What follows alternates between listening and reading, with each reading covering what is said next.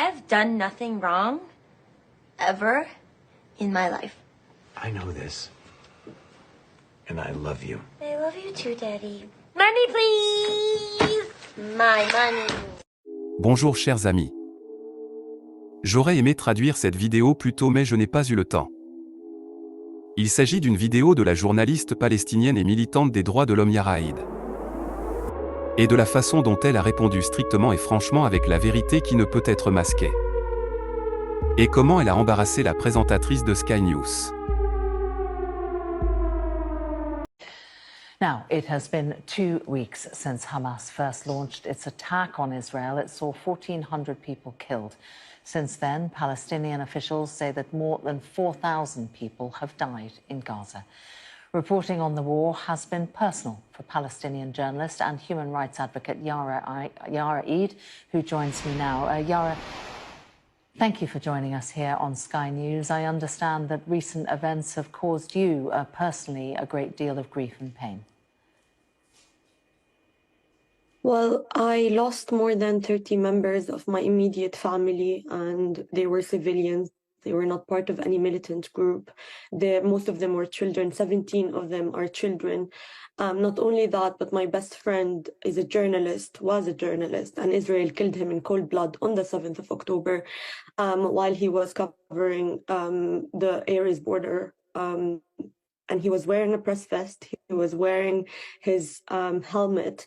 And I just want to say, before I continue talking about what's happening, when you first introduced what's happening, you said more than 1,400 people have been killed in Israel and more than 4,000 in Palestine have died. I think language is really important to use, because language, as a journalist, you have the moral responsibility to report on what's happening. Palestinians don't just die, they get killed. They are actually being subjected to ethnic cleansing, to genocide for the last 75 years. And you also mentioned that this is a Hamas-Israel war. This is not it. And framing it as such is very misleading, because it poses the thing that Israel is an equal power, but it's an occupying power, and it actually has the responsibility of protecting all civilian lives and children in Gaza. But what we've been seeing is more than 1,700 of those who are killed are children.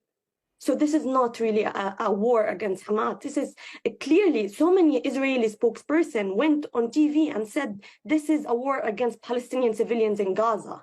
And even if we imagine a world without Hamas, if we think about the West Bank, Palestinians have been being killed, and there has been land theft, there has been ethnic cleansing, there has been imprisonment. More than 5,200 Palestinians are in Israeli prisons right now, and 170 of them are children.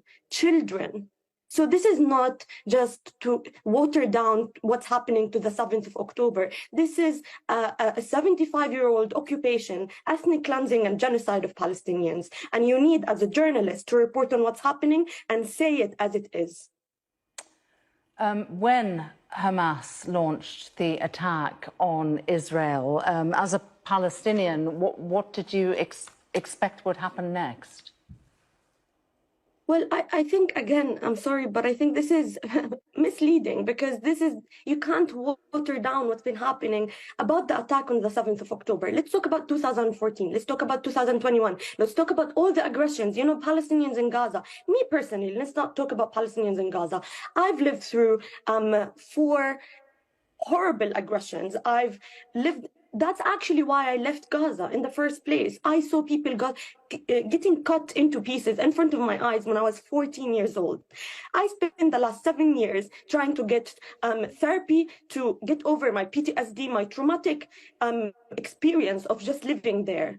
So this is, again, you're misleading by saying it's a Hamas attack. You need to say what's been happening. We can't look at it just by looking at what's happened on the 7th of October. Why are you not talking about all of the other attacks on worshippers in Al-Aqsa Mosque, on, kidnapping women and raping them in Israeli jails? All these Palestinians who are being killed in the West Bank. Why are you not asking me about them? Hamas does not operate there. Yara Eid, good to get your perspective on Sky News. Thank you very much for joining us.